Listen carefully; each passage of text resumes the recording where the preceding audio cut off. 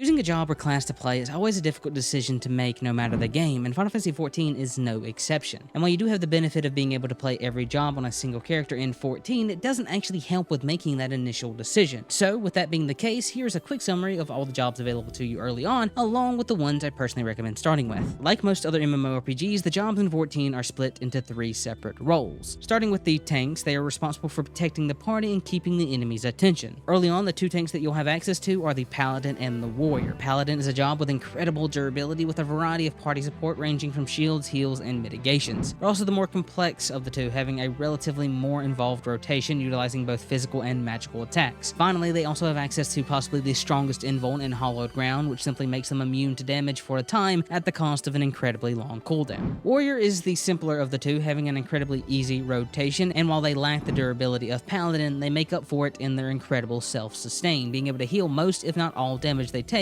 with their various healing or HP increasing abilities. And this self-healing actually makes Warrior a fantastic job for solo content such as Eureka or Bosja. And lastly, while Paladin's Hallowed Ground may be the most powerful invuln, Warrior's Homegang is possibly the most useful, having by far the shortest cooldown of any of the invulns. Moving on to our next role, we have the healers, who are responsible for keeping the party alive, and while only White Mage is available at character creation, upon reaching level 30 with an Arcanist, Scholar will become available as well. Starting with White Mage, they are by far the simplest healer, with most of their kit consisting of powerful bursty heals with the occasional regen. They also have access to a special AoE in Holy, which stuns all targets hit, which helps make them one of the best dungeon healers. Lastly, they have access to easily the strongest single target healing ability in the game, Benediction, which simply heals the target to full health. Scholar, which as mentioned before, becomes available after reaching level 30 with Arcanist, is the more complex of the 2. Instead of using strong bursty heals like White Mage, they focus more on powerful shields, which offer extra health to absorb damage. They also have access to a Fairy Companion, which will passively heal nearby allies, and they even gain the ability to use spells from this fairy later on. But the biggest boon to Scholar is actually its base class of Arcanist, because by leveling a Scholar, you also level a Summoner, meaning that you'll always have access to both a DPS and a healer. Speaking of which, let's move on to the last and biggest role, the DPS, who are responsible for dealing damage, and they are split into a further 3 categories: melee, ranged, and casters. Starting with the melee, our first job is the Dragoon, who alternates between 2 long combos while also using various jumps between attacks. Despite this, they're actually one of the simpler DPS to play and learn, as their rotation is very static with little variance. They're also a bit slower, with some of the other melees having speed built into their kits, giving them more time to breathe in between attacks. Speaking of which, our next melee is Monk, a job which quickly alternates between 2 short combos, one maintaining their buffs and debuffs, and the other focusing on damage. Now, each step of these combos are actually interchangeable, meaning if you don't need to reset your buff, but you do need to reset your dot, they can simply replace the second and or third step to accommodate that need. And this idea actually leads into their main gimmick, Perfect Balance, which allows them to use their combo in any order at full power, while granting a special attack depending on the stages used. The last of our early game melees is Ninja, and like Scholar, they are not available from the start. Instead, you have to reach level 15 with any other job, at which point the questline will become available to obtain the job.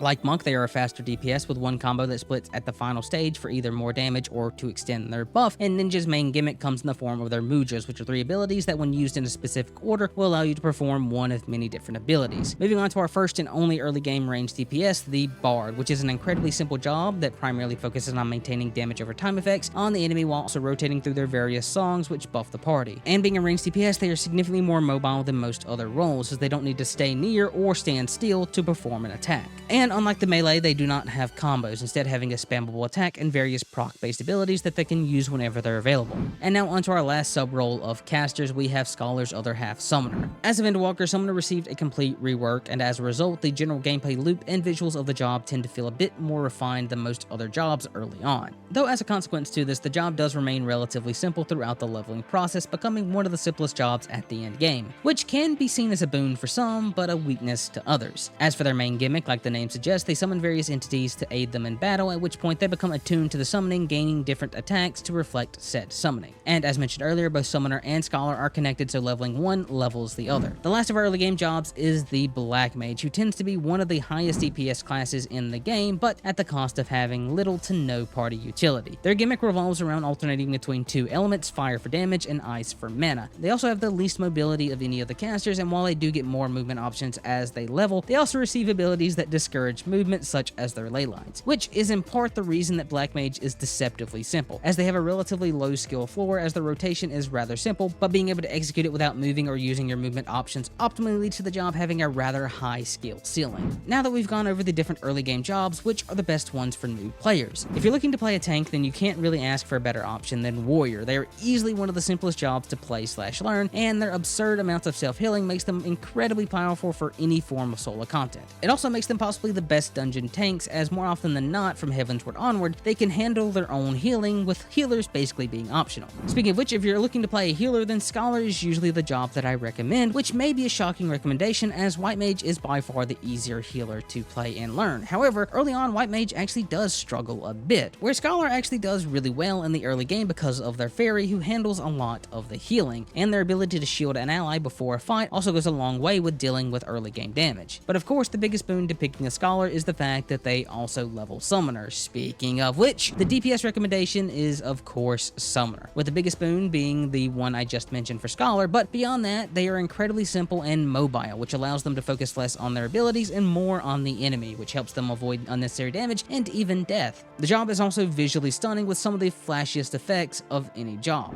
Now, while those are the 3 jobs I recommend for new players, I do want to give special mention to Monk and Paladin. You see, the story of A Realm Reborn largely involves Ul'dah, and for this reason, choosing a job that starts in the desert city leads to the story flowing a bit better. So that might be something that you want to consider when picking your jobs. Now, notice I didn't mention Black Mage, which also starts in Ul'dah, and the reason for that is they're generally considered one of the worst jobs to level with because of how their kit works. Generally, for most jobs throughout the leveling process, the rotation will remain relatively the same, with small additions being added as they level. But this is not the case with Black Mage, as certain abilities and passives will completely change how the job plays, meaning you'll have to constantly change how you play the job depending on your level, which is why it's generally recommended to level it as an alt job rather than your main MSQ job.